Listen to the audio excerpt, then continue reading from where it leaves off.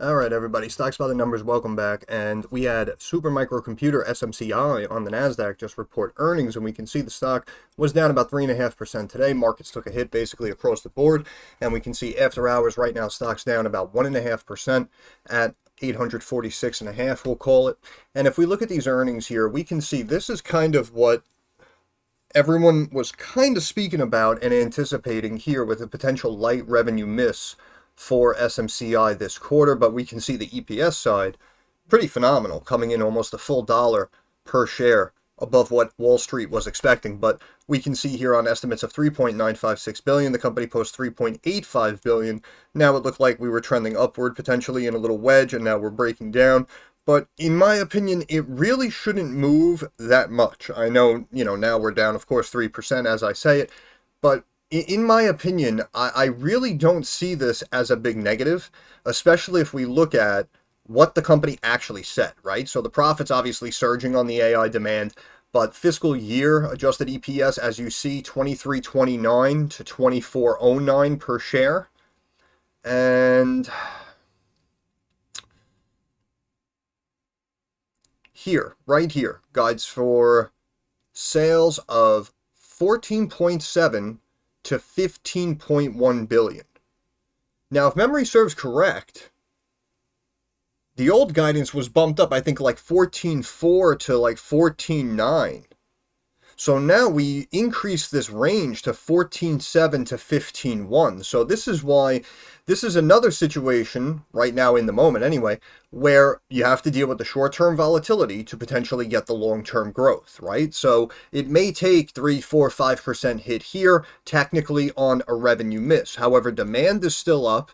Future EPS for the year seems pretty solid in my opinion. And again, these fiscal year revenue numbers, I believe if memory serves correct, are above the previous range. So what this tells me is potentially the next 1, 2, 3 quarters to finish out the year, the company probably has a pretty good chance to beat revenue estimates moving forward, in my opinion, if fiscal year revenue estimates and guidance are now above what was previously expected. So right now, as we see, stock down almost 5%, but, in my opinion, we pull this out long term, and I still say, look, stock is right here right now after hours. So that's why if we do pull back to the bottom trend line, maybe you can see 750 again. But in my opinion, long term, I really do have to stand by my analysis. And again, this is just my opinion, but I have to stand by my analysis. This is easily 2,000 plus, and I think we're actually being conservative. Now, it's not always good to make comparisons just looking at one fundamental, but I do want to say that company sitting here with a market cap of about 50 billion. And interestingly enough, we have another company reporting earnings that everyone's pumped about, Palantir, with almost the same exact market cap. And this company obviously is trading 3, 4 times a higher PE than SMCI is. And also at the same time, while both of their numbers are growing over time, we can see that for the year of 2023, Palantir brought in about 2.25 billion. Now, again, I appreciate the fact everyone's pumped about Palantir, and if they beat earnings, they might jump up from 22 back up to 24, 25. I can appreciate that. And also, in the moment, I can also appreciate the fact, again, that technically SMCI missed revenue, so we have to bring them down, and we can't just bring them up. I appreciate that.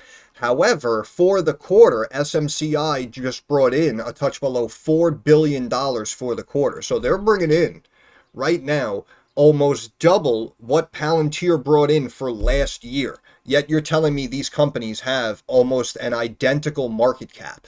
So this is why I'm saying, again, in the immediate short term, if we want to take it down here on this miss, all right, I understand it. Over the longer term, moving forward, there should be nothing in my eyes to really stop this stock unless they announce a new offering or something like that. But really, in my opinion, again, seeing how strong these fiscal year numbers are going to potentially be coming in for the quarters moving forward, I don't view this as a very big negative. And even moving forward, look, you can see they're guiding for 5.1 to 5.5 billion for next quarter. Let's see if they mention previous forecasts here. Look, okay, so next quarter forecasting 5.1 to 5.5 billion, compared with estimates of 4.89 billion. This is what I'm saying. If we want to start here with this quarter as slightly light, and we want to view this as a little speed bump, so to speak, understandable. Moving forward, I do not personally see an issue for this stock.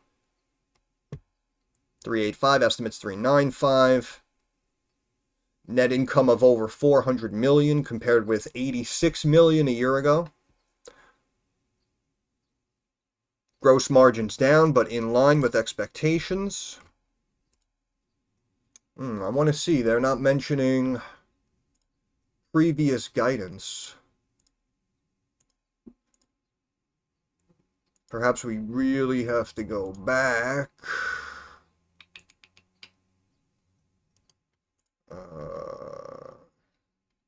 Expects continued demand for its servers. Here, wait, let's see.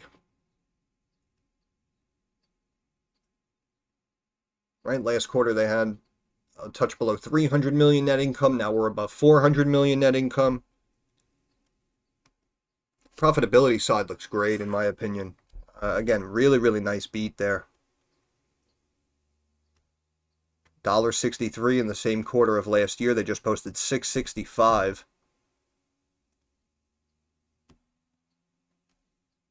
Cash flow $1.5 billion. Look at these expenditures, only about 90 million.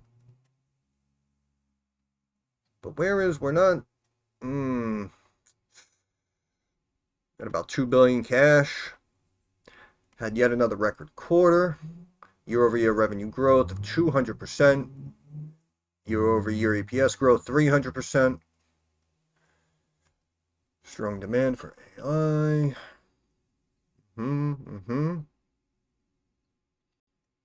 We expect to continue gaining market share.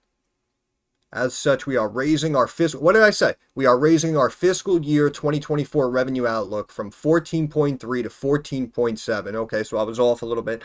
To a new range of 14.7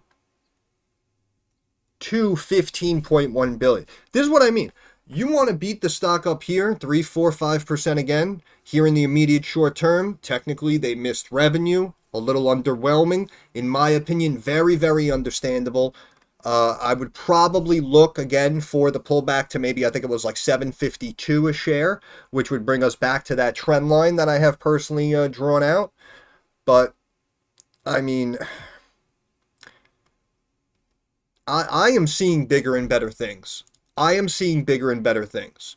And it's almost like, if you recall roughly 3 months ago, when I did an update speaking about AMD earnings, and I know they were saying that like 3 months ago, it may be a rough quarter, but this quarter now would potentially be a little bit better, and they would start, gearing up and ramping up even more.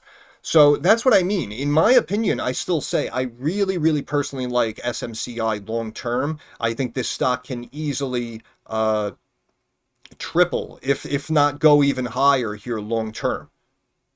And if we pull up AMD real quick, what's going on with AMD? They're down 3%. 61 on 5.4. AMD's gaming chip sales dropped nearly 50%. Okay, yeah, but what is... Here we go. AMD, yeah, gaming market. Forecast 5.7. In line, average estimate 547, above estimates of 546. And I believe they beat on the EPS side as well. Someone mentioned in the Discord 62 cents. Yep, 62 cents a share, up from 60. Analysts were expecting 61. So technically we have a beat on the top and bottom line. I think, in my opinion, this initial knee-jerk reaction down here of about 3%, we'll call it, is because it seemed like that was their bread and butter market, was the gaming industry. So seeing a metric like that the gaming sector itself, took like a 40-50% hit, in my opinion, understandable as to why AMD taking a hit here. But again, technically coming in above these expectations, basically in line, we'll call it. But again, overall, in my opinion, AMD over the longer term probably going to be fine. And this is why, again, even seeing a dip sub 150, I'm sure a lot of people may have seen the numbers, felt that a drop would happen, but they may have put in a buy limit at 150. So then as the stock started to break that 150 level, we had orders coming in and some volume. You can see that was basically right here in those couple of minutes. That was the most volume in those few minutes that we've seen after hours, right? So that's why, in my opinion, that was like the psychological breakpoint level of 150. But again, overall, technically, in my opinion, for the long term, this company, AMD, still looks fine as well. A little bit more overvalued when compared with something like an SMCI. But again, SMCI just kind of recently got up and running. So this is why, in my opinion, I still like these brand name stocks in the space, like your AMDs, for the long term. But SMCI, in my opinion, really has much, much more upside. Really has much, much more upside. And now they're beating the stock up sub 800. And again, if we pull up, again, this is just my personal trend lines. It's just my opinion. But looking here, we can see we have a fib approaching here at 785.32. There's the 1 year chart, by the way, I'm looking at.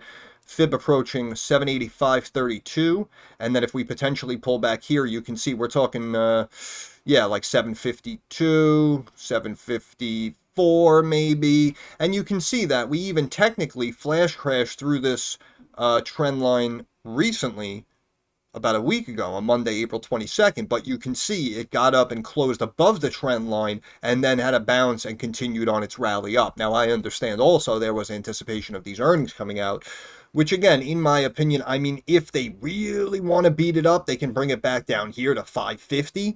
But again, technically, in my opinion, this is not a big deal. This is not a big deal, especially, again, based on what they're forecasting for the remainder of the year. So if they're able to deliver over the next couple of quarters, then technically what they might be telling you here, in my opinion, is that, yes, we missed and we're taking a hit here today, but 3 months from now, we have a very good chance to beat, and revenue is going to remain strong, demand is going to remain strong, and moving forward, the next quarter after that will probably continue to help close out the year with consistent revenue beats, in my opinion, and we're going to hit around that 15 billion mark. Again, the fiscal year numbers pumped up from 14.3 to 14.7 billion, increased to 14.7 to 15.1 billion for fiscal year 24 for SMCI, which again is why I'm saying if you want to have it take a little bit of a haircut today, understandable. Technically they did miss, but in my opinion, you cannot deny the demand, you cannot deny the growth, and of course the profitability that they're also showcasing as well. Very, very nice EPS numbers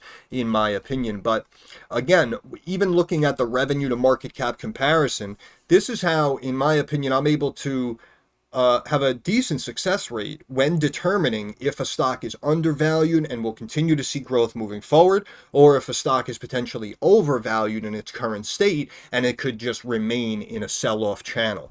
And what you're seeing here is, this is again as of market close today, but we can see company market cap 50 billion with a 69 PE. And I know a lot of people are on board the Palantir train, and again, long term, I said Palantir, in my opinion, probably going to be a phenomenal stock, right? We're talking like, government deals and getting into this government defense software and whatnot. So obviously, Palantir, in my opinion, longer term, is probably going to be more than fine. But even in its current state, we can see we almost have a similar market cap to SMCI with a PE north of, 3x where SMCI currently is. And both of them are on the up and up when it comes to both revenue and EPS as well over time. So this is why I'm saying Palantir, a situation like this, now with this company coming out and posting earnings, if they post, a similar quarter to SMCI, we'll call it basically, in line or a potential slight miss, but chances are, in my opinion, they're probably going to forecast bigger and better things as well. And people are probably going to try to want to see a pump up like 10% in change and bring this from 22 back up to 24, 25. So again, I can understand that. However, for the full year of 2023, Palantir brought in $2.25 billion. SMCI just brought in almost $4 billion for this quarter. EPS on the up and up. Revenue over time on the up and up. Quarterly started chunking up recently. And we can see for 2023, this company brought in $7 billion. So they are doing technically over 3 times as much revenue as Palantir is, while trading at essentially the same market cap. This is why I came to my conclusion, in my opinion, my personal forecast of well over $2,000 a share. And in my opinion, I do think it eventually gets there. And if they want to beat it up here again, like I said, bring it down to the trend line, 750 and change. Understandable, but in my opinion, could also be viewed as an overreaction. But I still personally like it long term. And over time, I would probably be buying these dips and trying to add to the position. So stock will probably come down to that trend line, potentially retest the mid-Bollinger Band here. Probably around 7.25 in my opinion. Moving averages climbing nicely over time. RSI closed here at about 60, so now we'll chunk down to probably, like 40 something on the daily after this sell-off when we open tomorrow, in my opinion, but we'll see. MACD was prepared to cross back to the upside, but the company happened to post slightly light revenue numbers, so now we're going to reject back down as opposed to cross to the upside. But you can see this was our resistance line anyway, so depending on what the company posted, we may have only seen about like 944, 945 back up to this trend line. But again, because it technically wasn't the perfect storm, we're having this slight sell-off. But I will say, if the company came out with this kind of beat on the EPS side, and then if they were able to report in line or above these revenue expectations, while at the same time increasing fiscal year guidance for 24, in my opinion, the stock actually may have broke up above this trend line and got back to above $1,000 a share. Because again, I still say, overall, in my opinion, this stock is severely undervalued. But we can see now on the daily, RSI was basically middle of the road. We ran up to about the mid-Bollinger Band, had a rejection, closed below it. And everyone, again, was just kind of waiting and seeing how these numbers were going to be. And I just think because it ran so much, we may now be in a situation where we're just going to have a lot of profit taking because people saw how much it went up, so they're potentially anticipating how much it can go down. So again, if we drop back to that previous consolidation zone, as you see here, where we last took a pause, we're talking high 500s. High 500s, sub 600. And even potentially here, if we pull back, we can pull back to about 550. And then chances are, if we do happen to break this trend line and really begin to sell off and chunk down, we may end up meeting up with this trend line here at about 4.75, about 475 on my screen. Recent consolidation zone before that also. So this is why a lot of people look at these price levels. They expect the type of drops that we're going to have. And like I said, now they're probably going to take it down to this fib level and potentially to the trend line. But looking at where this company has come from, in my opinion, this is really nothing short of impressive. We had the slight beat there. But the company has been consistently saying that demand is up. And now, again, I remember last time when they upped those fiscal year numbers, that range, it was originally... I can't remember offhand, but it was like 12.7 billion or something like that. Then they upped the range to 14 billion and change for 2024. And that's what was one of the main initial catalysts to really send the stock up flying.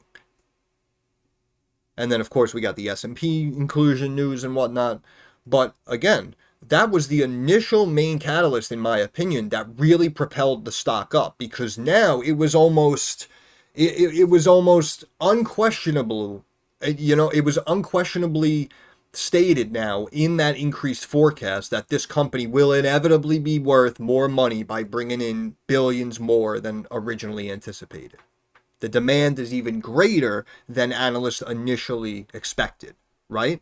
And now they come out today and, this was a slightly rough quarter, great EPS, slight revenue miss, but oh yeah, by the way, we're not going to bring in 14.3 to 14.7 billion anymore. We're going to bring in 14.7 to 15.1 billion.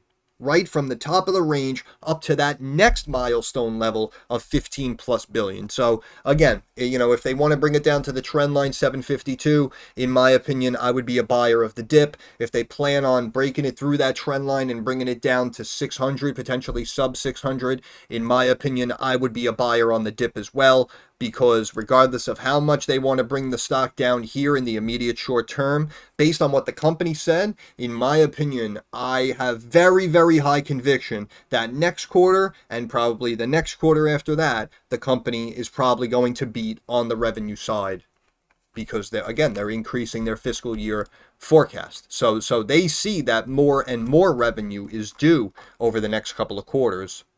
And yeah, that's pretty much it. I'll end it there. So once again, this is Stocks by the Numbers. I want to thank you guys for stopping by. Actually, let's check the pivot points real quick. Checking the pivot points here on the daily, and we can see, what was this? 833.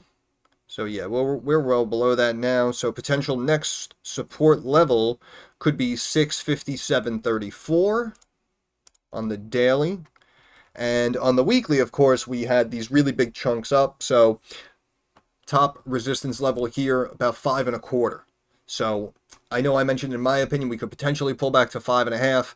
I don't know if they'll really beat it up that much, because again, even though this could be viewed as a negative, it really wasn't that big of a deal.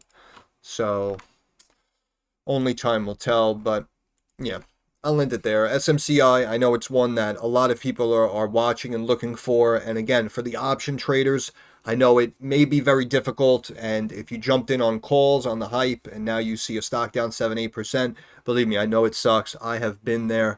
But overall, if we're talking to shareholders and people who are looking to potentially get involved for the longer term, in my opinion, this is the closest thing to a grand slam dunk, if you will. And again, my personal price target, I mean, I think even 2,400 a share from this level is being conservative. And that's pretty much it.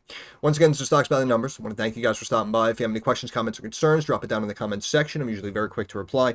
Thumbs up algorithm helps me get more eyes on the channel. And of course, subscribe to the channel. That is our handshake agreement. That is how you help me help you. But more importantly, moving forward, like I always say, I understand that markets are rocky, they're volatile, they're uncertain.